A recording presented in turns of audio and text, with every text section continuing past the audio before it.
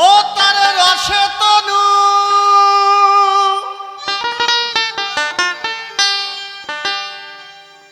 ও তার রসে তনু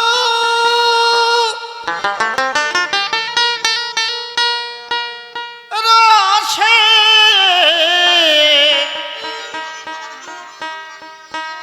রসে তনু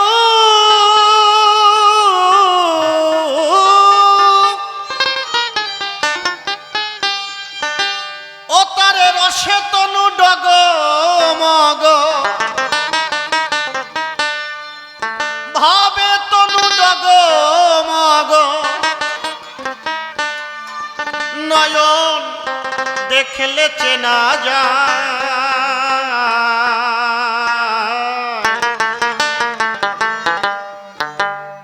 আমার হরিচাঁদের রূপের কিরণ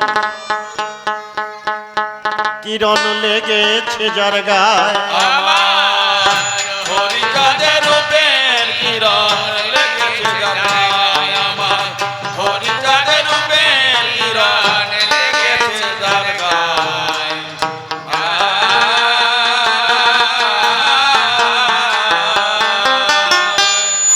ও তার রসে তনু ডগমগ ও তার ভাবে তনু ডগমগ নয়ন দেখলে চেনা যায় হরিচাঁদের রূপের কিরণ লেগেছে যার গায় আমার হরিচাঁদের রূপের কিরণ লেগেছে যার গায়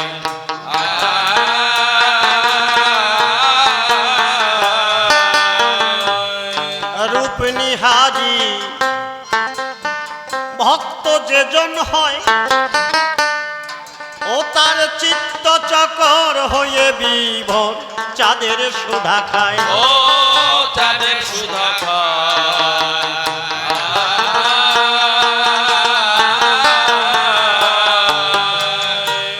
রূপ নিহারি ভক্ত যেজন হয় ও তার চিত্ত চকর হয়ে বিভোর চাঁদের সুধা খায় ও চাঁদের সুধা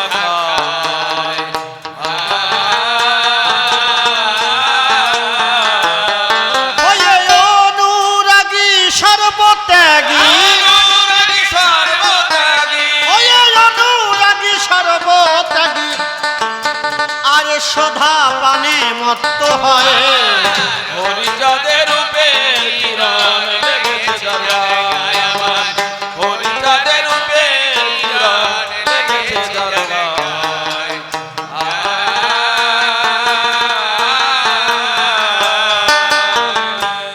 গগন সাদে জগতালো হয়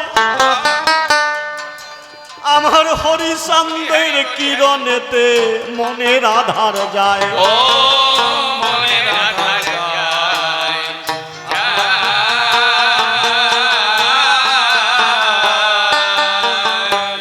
গগন চাঁদে জগতালো হয়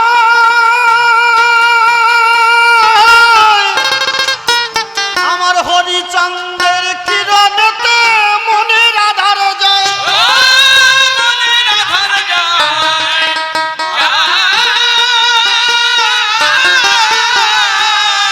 এবার অগণিত রবি অগণিত রবি শশী এবার অগণিত রবি শশী অগণিত রবি শশী এবার অগণিত রবি শশী উদয় হরিচাঁদের পায়ে হরিচাঁদের রূপের কিরণ লেগেছে যার গায় আমার হরিচাঁদের রূপের কিরণ লেগেছে যার গায়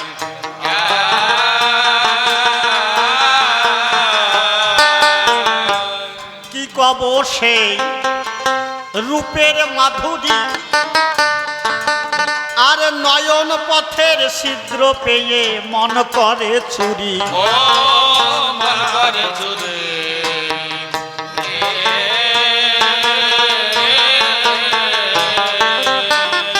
কি কব সেই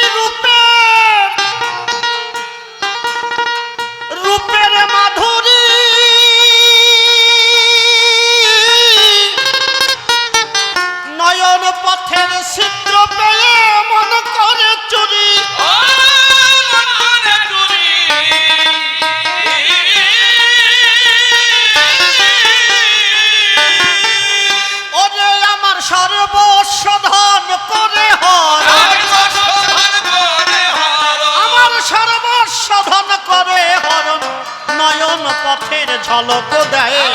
হরিচাঁদের রূপে কিরণ লেগেছে যার গায়ে আমার, হরিচাঁদের রূপে কিরণ লেগেছে যার গায়ে।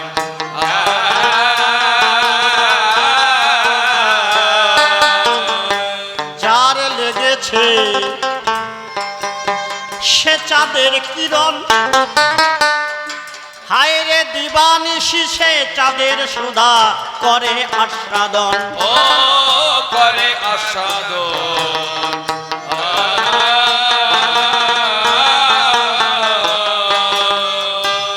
যার লেগেছে ভবে সে চাঁদের, সে চাঁদের কিরণ,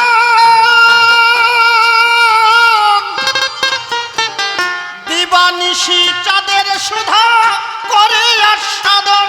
ও করে আস্বাদন।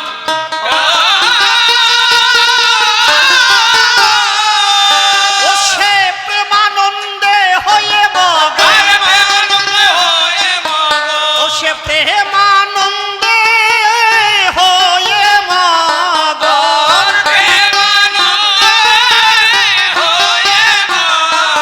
ও সে প্রেমানন্দে হয়ে মগন, ধোলায় গড়া গড়ি যায়। হরিচাঁদের রূপে কিরণ লেগেছে যার গায়ে আমার, হরিচাঁদের রূপে কিরণ লেগেছে যার গায়ে।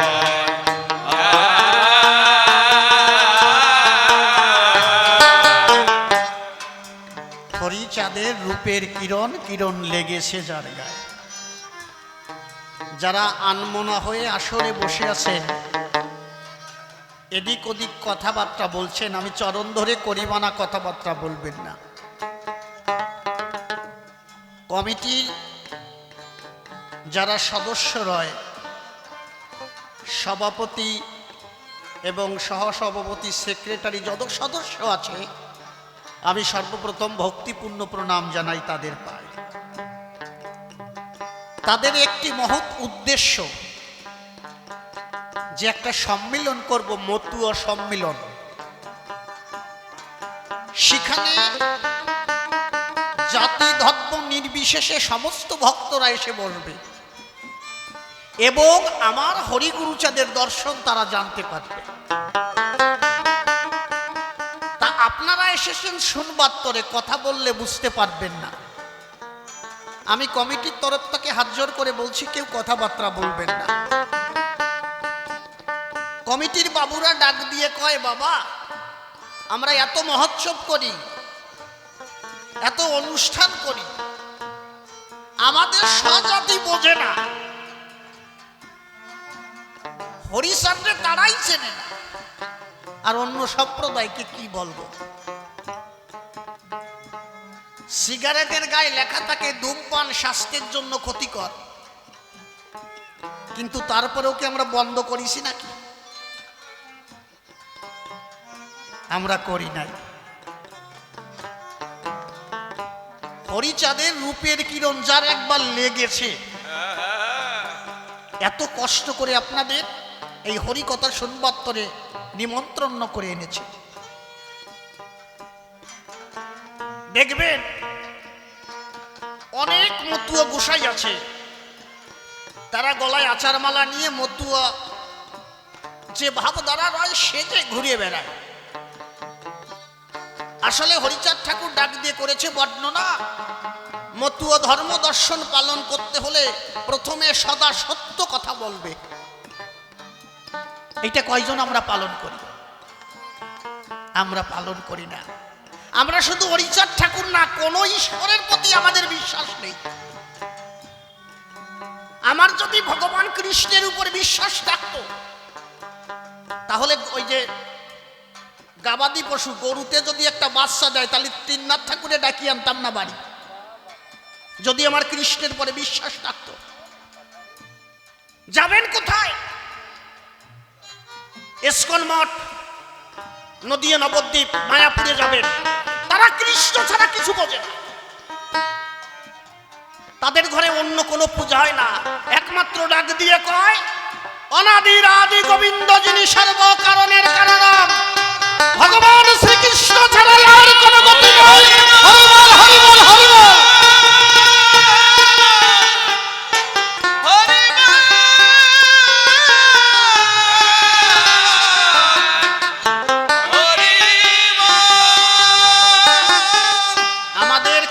ভগবানের পরে বিশ্বাস নাই। যদি গুরুর পরে বিশ্বাস না থাকে, ভগবানের পরে থাকে কি করে? দুইজন শিষ্য ছিল, ডাক দিয়ে গুরুদেব শিষ্য দুইজনকে বলল, শিষ্যদের বলল, বাবা কথা নাও, আমি তোমাদের দুইজনকে দুটো আপেল দিলাম, একটা ফল, দুইজনকে দুটো দিলাম, আমি যেখানে নাই তোমরা সেই জায়গায় বসে এই ফলটা খেয়ে আসবে। দুইজন ফল নিয়ে ছুটলো। একজন ভাবলো আশ্রমে বসে খাবো না, আশ্রমের থেকে দূরে গিয়ে কোথাও খাবো। আশ্রমের থেকে কিছু দূরে গিয়ে এদিক ওদিক তাকায়, দেখে গুরুদেব নাই, ফলটা খাওয়া হয়ে গেছে। কিন্তু আরেকজন সে মনে মনে করে চিন্তন, মনে আছে ভাবো আমি গভীর অরণ্যের ভিতরে যাব, যেখানে যাতে গুরুদেবকে দেখতে না পায়। কিন্তু ওই শিষ্য হচ্ছে গুরু চিন্তা শঙ্কসারী, সাত করে মন ধারণ করি। গুরু চিন্তা করতে করতে এমন জায়গায় পৌঁছাচ্ছে, কোনো কিছু আহার করতে গেলে, খেতে গেলে আগে গুরুকে নিবেদন করে খায়। গভীর অরণ্যে গিয়ে ওই ফলটা ধরে যখন গুরু চিন্তা করে ফলটা যখন আহার করতে যায়, দেখতে পায় ফলের কাছে গুরুদেব সশরীরে দাঁড়িয়েছে। মিথ্যা কথা বলছে, এই জায়গাও গুরুদেব এসেছে না, তাহলে এই জায়গায় থাকবো না। সমুদ্রের ভিতরে, জলের ভিতরে গিয়েছে, সেখানে গুরুদেব নাই। সেখানে গিয়েও চোখের জল ছেড়ে দিয়ে যখন ভক্তি ভরে গুরুদেবকে স্মরণ করে ফলটা খেতে যায়, দেখে ওই জায়গাও গুরুদেব। যেখানে যায় সেই জায়গায় গুরুদেবকে দেখতে পায়। ওই ফল খেতে না পেরে গুরুদেবের চরণের কাছে রেখে গুরুদেবকে প্রণাম করে বলছে, বাবা ফল খেতে পারি না। কেন? আমি যেখানে যাই শুধু তোমাকে দেখতে পাই, আমি তোমাকে ছাড়া আর কিছু দেখতে পাই না। আমাকে আশীর্বাদ করো, ফল খাওয়ার দরকার নাই, সদা সর্বদা আমি তোমার কথা চিন্তা করতে পারি। হরি বল, হরি বল, হরি বল।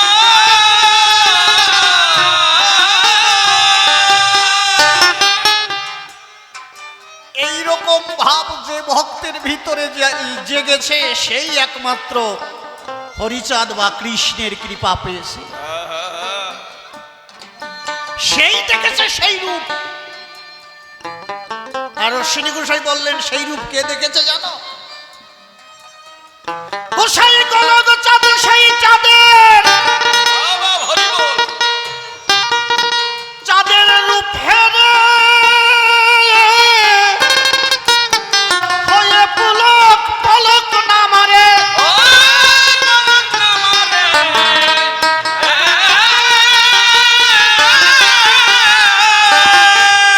ওরে মহানন্দের বাণী সনর্ষিনী, মহানন্দের বাণী সনর্ষিনী, তোর দর্শনের সময় যায়। হরিচাঁদের রূপে